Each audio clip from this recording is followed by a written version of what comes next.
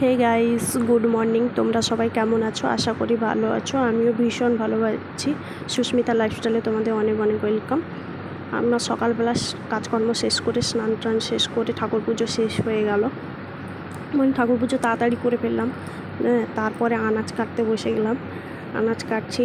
আজকে হবে ভেন্ডি ভাজা, মানে ঢেঁড়স ভাজা, আর হবে ডিমের ঝোল, আর উচ্ছে ভাতে পড়েছে। তখন আমার ছেলে বললো যে কার্টুন চালিয়ে দাও মাম্মান, কার্টুন দেখবো। আমি বললাম তারপরে কারেন্টও ছিল না, কারেন্টটা আসতে আমি বললাম ঠিক আছে কার্টুনটা চালিয়ে দিচ্ছি, আমারও আনাজ কাটা হবে, কার্টুনটা চালিয়ে দিচ্ছি। তাই কার্টুনটা চালিয়ে দিয়ে আমি আনাজটা কাটলাম।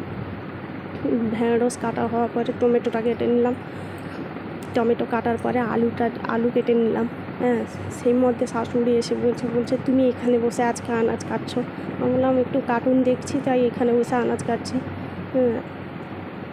দিয়ে আমার শাশুড়ি একটা কী বলে গেল, বলছে তাড়াতাড়ি রান্না করে নাও।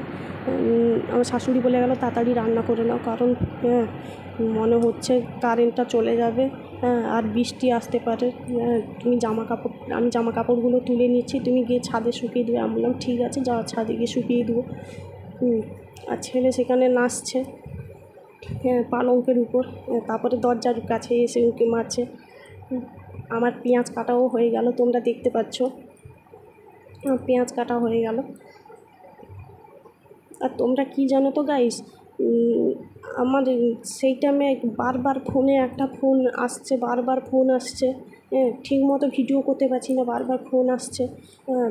কারণ আমি একটা গ্রুপে কাজ করি, সেখানে টাকা জমা দিতে যেতে হবে, সেই জন্য সে বারবার ফোন করছে। আমি আর ফোনটা রিসিভ করতে পারছি না। সেই টাইমে আবার বাবুকে বললাম যে বাবু আমি আদা কাটবো, তুমি একটা বাটি দিয়ে যাও তো, দিয়ে বাটি দিয়ে গেল। তারপরে আমি চলে এলাম রান্না করতে এসে আমি ঢ্যাঁড়সটা ভেজে নিচ্ছিলাম। ঢ্যাঁড়স ভাজা হওয়ার পরে আমি আলু ভাজছিলাম। আলু সেদ্ধ করতে দিয়েছিলাম। আলু সেদ্ধ করার পরে জল ঢেলে দিলাম, দেখবে তোমরা। আমি আলুতে জল ঢেলে দিলাম, জল ঢেলে দিয়ে নাড়াচ্ছি। দিয়ে আমার শাশুড়ি বলছে এটা কী ধরনের আলু সেদ্ধ করা, এই অল্প একটু জল দিয়ে আলু সেদ্ধ করছো? আমি বললাম দাঁড়াও না, আলু সেদ্ধ করবো, দেখতেই পাবে কীভাবে সেদ্ধ করা হয়। দিয়ে বলছে এইরকম সেদ্ধ করা আমি জীবনেও দেখিনি, তুমি জল ঢেলে দিয়ে বসিয়ে দাও, দিয়ে ঢাকনা দিয়ে দাও, দিলে সেদ্ধ হয়ে যাবে। আর উনুনে তো লেগে যাচ্ছে। বলছে দেখেছো তো আলুগুলো কেমন লেগে যাচ্ছে? আমি বললাম না লাগবে না, আলু লাগবে না, দেখবে না কী সুন্দর সেদ্ধ হয়ে যায়। তারপরে আমি শাশুড়ির সাথে কথা বলছিলাম, মা জ্বালন কম আছে, চলো সে ঘর থেকে জ্বালনগুলো বের করে আনি। মা বলছে এখন এইটুকু জ্বালনে হবে না রান্না। আমি বললাম না এখন যদিও এইটুকু জ্বালনে রান্না হয়ে যায়, তারপরে তো জ্বালন লাগবে। আর এখন এনে রাখলে কালকে যদি বলছে কাল সকাল থেকে প্রচণ্ড পরিমাণে বৃষ্টি হবে, তাই জ্বালন এনে রেখে দিই, কারণ যদি বৃষ্টি হয় তাহলে ভিজে সে ঘরে যেতেও পারবো না, তাই জ্বালন এনে রাখতে বলছি। তার মাঝখানে ছেলে আমার বলছে দুধ খেয়ে উঠেছে, দুধ খাওয়ার পরে বলছে যে লেজ খাবে। আমি বললাম তুমি লেজ খাও, যা করো, রাত্রিবেলা বমি করলে আমি কিন্তু মারবো ধরে। তারপরে বিকেলবেলা ঘুম থেকে দেখছি শাশুড়ি মা আমার লুচি ভাজছে। আর বিশ্বাস করো গাইস, আমি লুচি টুচি খেতে অতটাও ভালোবাসি না, কারণ লুচি রুটি তারপরে কোনো পিঠা আমি খেতে বরাবরই আমি খেতে ভালোবাসি না। তারপরে এখন তো ডাক্তার বলেইছে যে আমার লুচি টুচি খাওয়া যাবে না, পিঠাপুলি খাওয়া যাবে না, সেজন্য আমি লুচি টুচি খাই না। আমার শাশুড়ি কদিন ধরে বলছে জানো তো বৌমা, ছাঁকা পিঠা খেতে ইচ্ছে করছে।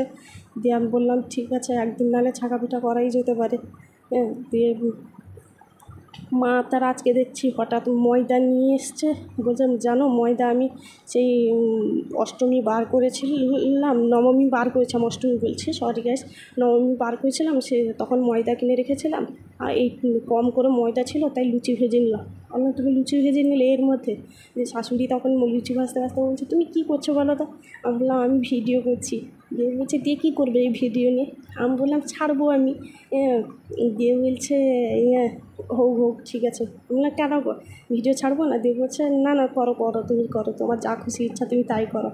তারপরে ছেলে বললো চলো মাম্মান একটু রাস্তা থেকে ঘুরিয়ে নিয়ে আসবে, চলো। এই যে আমার ছেলেকে নিয়ে রাস্তায় বেরিয়ে পড়েছি। হ্যাঁ, আর শুধু ছোটে জানো গাইস, শুধু ছুটবে। আর এখানে একটা মেয়ে আছে, বাচ্চা মেয়ে, ও ভীষণ ধূর্ত, আর আমার ছেলেও ভীষণ ধূর্ত। দুজন টানাটানি করে, দুজন ছুটাছুটি করে পরে।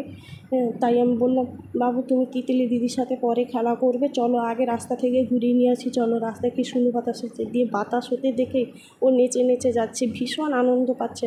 বলছে মামান দেখো কী সুন্দর বাতাস হচ্ছে। হ্যাঁ, তারপর আমি একটু ভিউ নিয়ে নিলাম, কারণ তোমরা দেখতে পাচ্ছ। আর ভীষণ মেঘলা গাইস, সকাল থেকে ভীষণ পরিমাণে মেঘলা। আর এই যে বাইকে করে একজন চলে গেল, উনি হচ্ছেন আমার এক পাশের বাড়ি ভাসুর সম্পর্কে চলে গেল।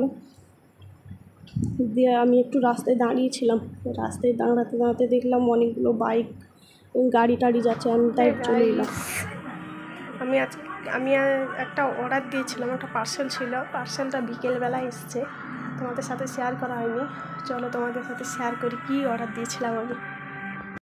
এই দেখো, এটা একটা অর্ডার দিয়েছিলাম, এটা তিনটা একসাথে এসছে, আর একটা লাকমি কাজল, এই তিনটাই অর্ডার দিয়েছিলাম। তোমরা বলতেই পারো যে আমি এটা কোথা থেকে অর্ডার দিয়েছি। হ্যাঁ, একটা গ্লো রোড বলে অ্যাপ আছে, আমি ওখানে অর্ডার দিয়েছিলাম। ওটা আমার তিনটা দিয়েছে, তিনটা সেট পড়েছে আমার 250 টাকা। আমি খুবই কম দামে পেয়ে গেছি, 250 টাকা পড়েছে। খুব সুন্দর, আমি তিনটে জিনিস পেয়েছি, খুবই সুন্দর। হ্যাঁ, শুধু কোনো না, আমার এই কাজলটা হারিয়ে গেছিলো, একটা বিয়েতে গেছিলাম, হারিয়ে গেছিলো, আমার কাজলটা আনতে হলো। এখন কটা বাজে জানো গাইস? এখন বাজে 7:30। আমার কাছে রান্নাবান্না সব শেষ। কী হলো? এটা চার্জ দিতে হবে। এটা হচ্ছে আমার বাবুর ডান্সিং পুতুল, চার্জ শেষ, চার্জ দিতে হবে।